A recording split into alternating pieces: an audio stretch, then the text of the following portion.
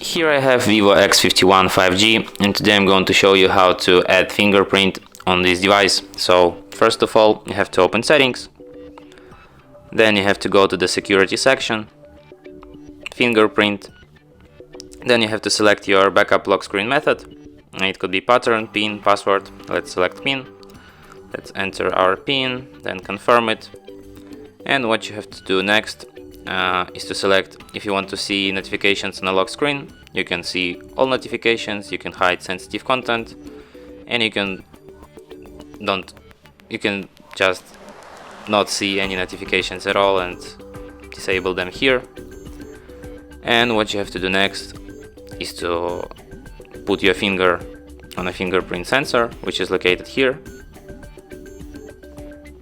and then just tap it several times until it remembers your finger. And fingerprint aided.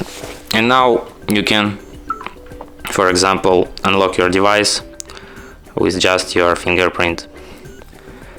And that's it. Thanks for watching. If you find this tutorial useful, don't forget to hit that like button and subscribe to our channel.